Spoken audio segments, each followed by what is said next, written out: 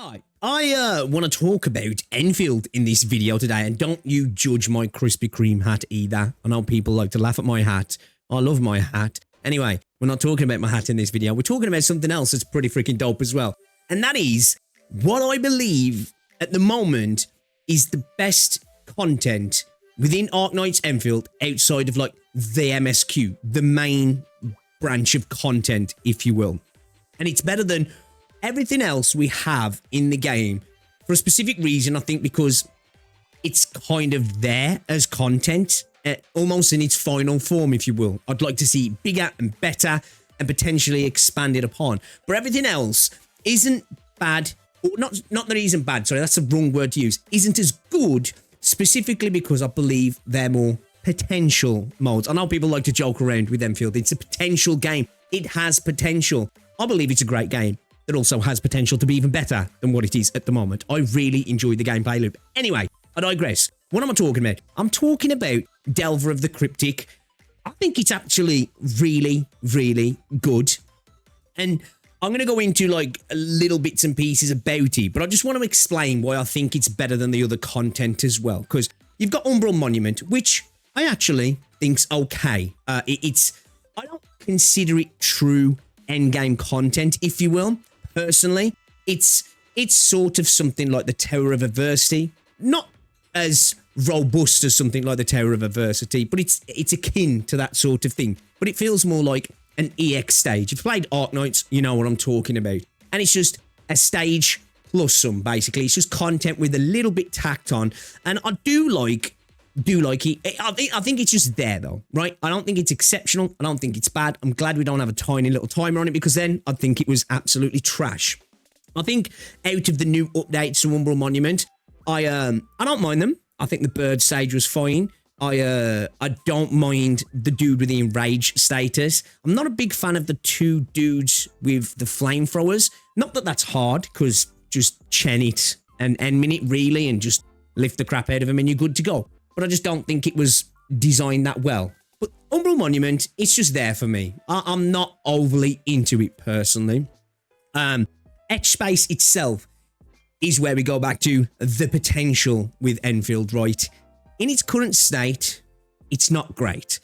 But it's got the bones of something that has the chance to be incredible, in my opinion. They really just need to lean into it, build upon it, and make it more than what it is now, because this idea of potentially having like an extraction type mode, people have been explaining to me Elden Ring Night Rain, and how they've explained how that works would be really actually kind of awesome for Etch Space, where you have a circle that encroaches and you have to get through different parts, collect items, whatever it is. I don't know the specifics of it exactly, and then you unlock a final boss and you've got to clear that boss before the zone shrinks to nothing. And that sounds awesome. If we had something like that, it'd be even better. But I just think it's got the core components of potential, right? In its current state, it's just not all that intriguing.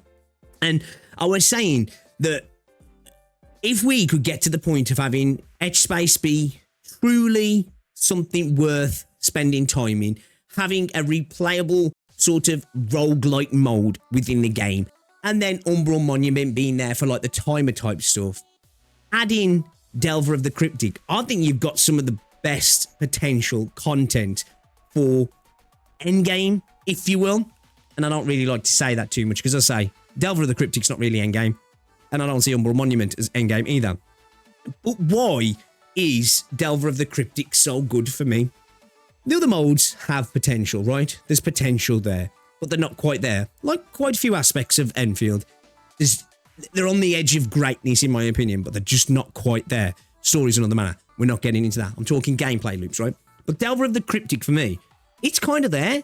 It could do with work, right? And what I mean by that is just, one, give me a more expansive version of it. Because each stage, you typically have 3 chests to gain, right? That's kind of you can clear it, but that's the perfect clear, right? You get all 3 chests. Now, I'd be fine with it just being 3 chests on certain stages, but I wouldn't mind there being extra and potentially some other quests, jobs to do within some of the stages as well. Because some of them, especially in the second lot that we've just got, are actually really freaking good. And there's enough to them where you could have extra stuff in there, where there's some more stuff to do.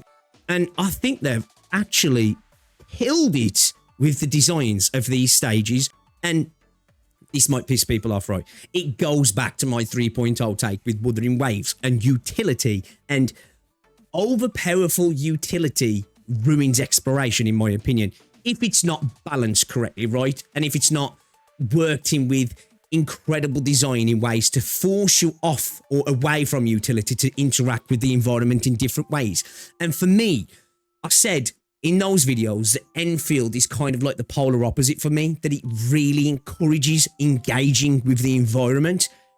And I think this Delver of the Cryptic just like nails those points on the head for me, in that they are so fun to explore, which a lot of people might not agree with me on this, right?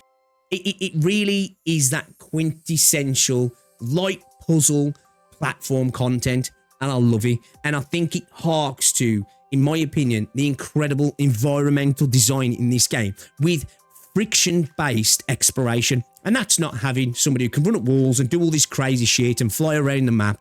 You've got like limitations, but they don't feel limited. They don't feel like limitations because the map's designed in such a way that overcoming the friction, if you will, is all part of the fun. It makes it better.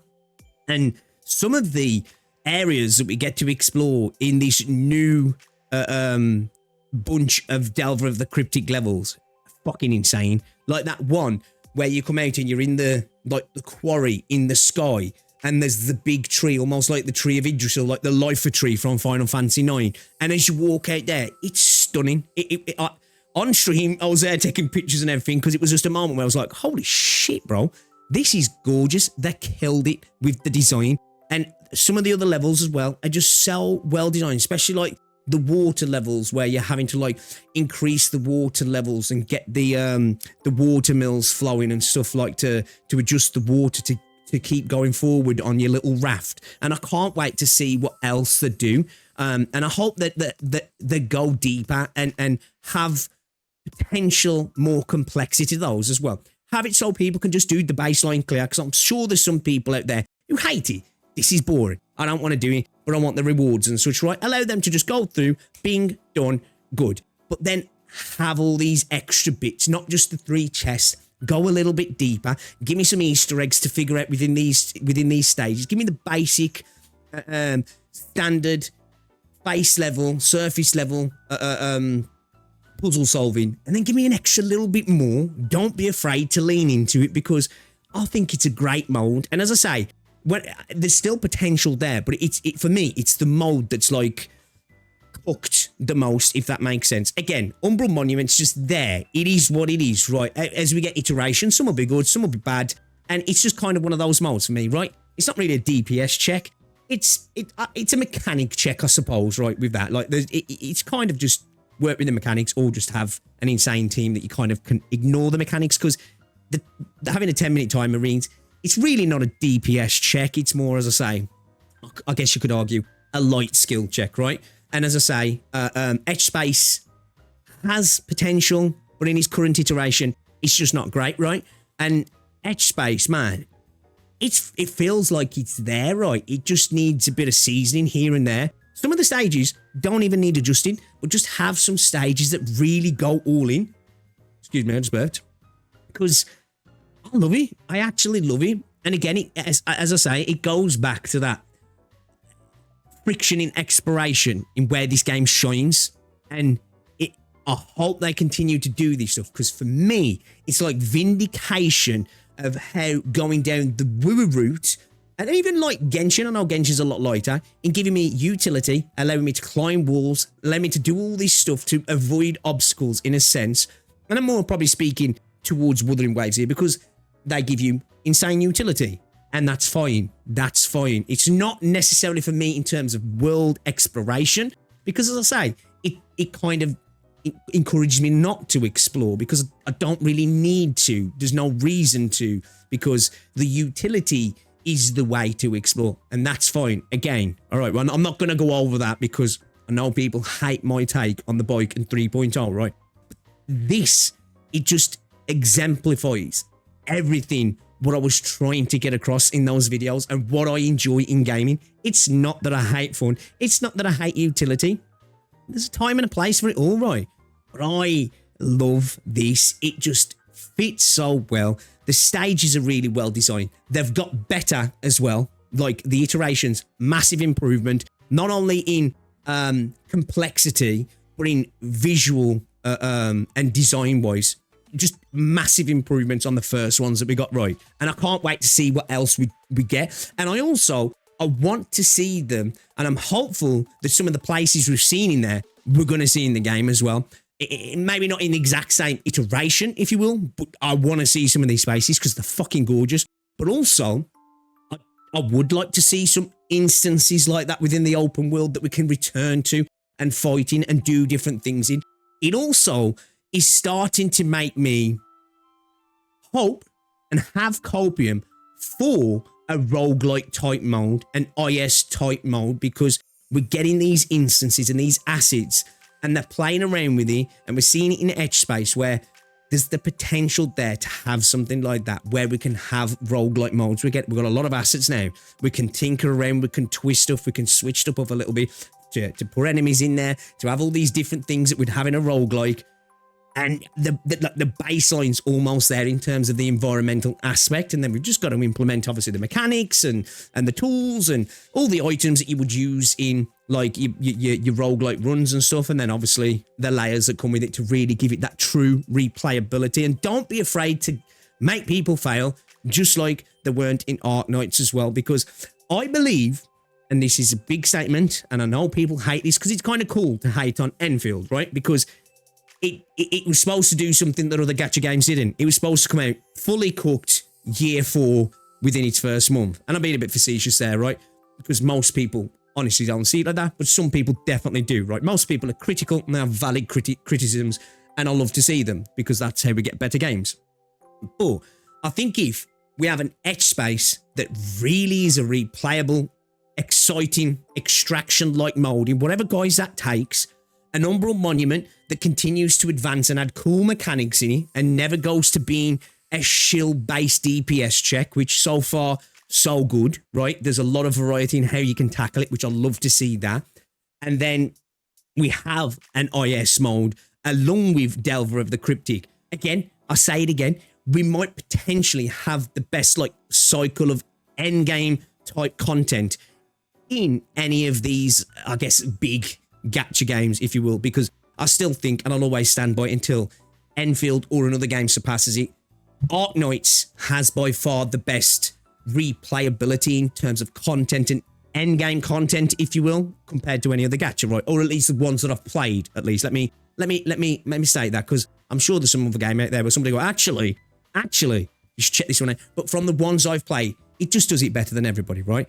And I'd like to see Enfield try and get, if it gets 50% to what Arknights is, it'll be fucking brilliant. And I think, I really do. Okay, again, the potential, right? Again, you know, a lot of people are saying this. Arknights Endfield is a potential game, and they're not incorrect, right? I'm cognizant of my biases with this game because I fucking love the gameplay loop, right? So a lot of the things that people won't let go, I will, and I'm totally aware of that. So just because I'm saying I'm kind of cool with this, you might not be, right? But I am very critical of the game in many areas as well, which I've been quite outspoken about. But this sort of content, I like this shit. Do more of this. It's a little bit different. Be unique, Hypergryph, and don't be afraid to introduce difficulty that's not vertical. And what I mean by that, it doesn't just have to be, this is harder because it takes more damage, or you need to be better with the core gameplay of combat, if you will. Let's try different things with difficulty. I have to think about the content I'm playing in a different way. It's difficult horizontally. It might be way easier for person A, but person B, it just takes a little bit of a different kind of thinking, outside of the box kind of thinking. I'd love to see that sort of content come in as well. But as I say, Delver of the Cryptic, I think he's fire. And I've just played through all of the second batch in today's stream, and I absolutely loved it, and I can't wait till we get more. And I think it's probably the best content in the game outside of the core game, if you will, in terms of events and stuff. I'd love to know what you think, about Delver of the Cryptic. Do you think it is the best content in the game? Now, I guess event content, if you will. And yeah, I'd love to know what you think about the potential for it being used as a baseline in terms of the assets to go into like a roguelike type mode as well. I'd love to know what you guys think about that. But anyway, let me know what you think down below, guys. If you think I'm an idiot, let me know as well. And if you've enjoyed the video, give it a like, subscribe if you're new. I'll see you all in the next one, guys. Ta-ra.